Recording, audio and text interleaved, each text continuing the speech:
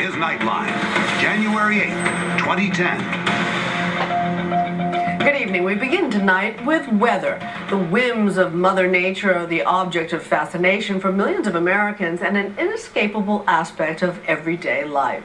These days, that means freezing conditions in nearly every corner of the country, including right here in New York City, or in Pittsburgh, where it snowed every day since December 27th. And as far south as Florida and Texas, where farmers are fearing for their crops and livestock. Have no doubt, weather matters. And in this high-stakes big business, the best forecasters win, as David Wright now reports. And I can't believe how strong this wind is. It is bringing up any bit of sand it can find. Neither rain nor hail. And it still seems to be getting stronger. Nor sleet nor snow. It's like March of the Penguins. Everyone's head down trying to stay these brave souls from their appointed rounds. Island, the only bridge to the mainland is closed. It's awful down here. This is the worst we've seen. The weatherman goes where the going is toughest. Their motto, bring it, Mother Nature. Bring it on. I'm interested in weather because I like all of the weather experiences. I'm fascinated by every one of them. Windows blown out, other side blown in. I'm fascinated by the power of a hurricane and the power of a blizzard and a snowstorm. I'm there because I'm interested in that experience. Good part of eastern Texas, get ready for an awful lot of wind and rain. I want to bring it to the viewer. And the thing you have to realize is weather is not just information. It's business. Big business. In a storm like this, flooding is the real concern. The first flash of lightning. All those promos you see on your late local news, Tracking storms with Desert Doppler 15 HD. they're there because the station managers know weather sells. More than 300 kilowatts of Titan Doppler power.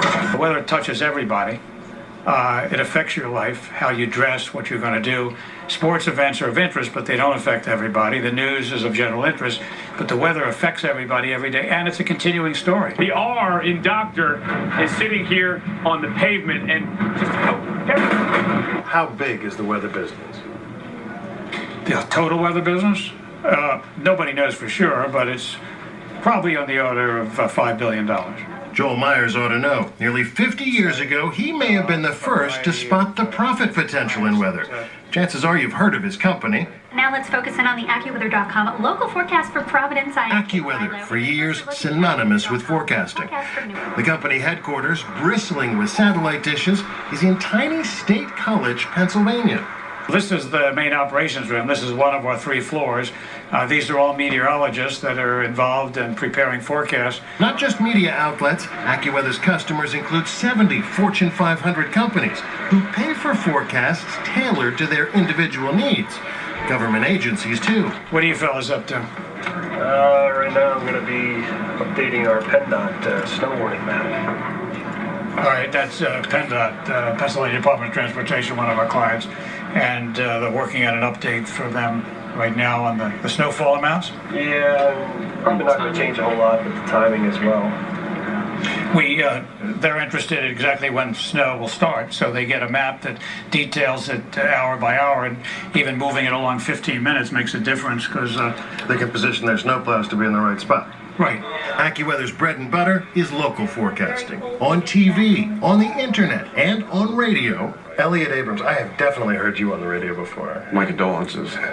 I used to think AccuWeather forecaster Elliot Abrams followed me from city to city. Turns out he was always right here in this little room.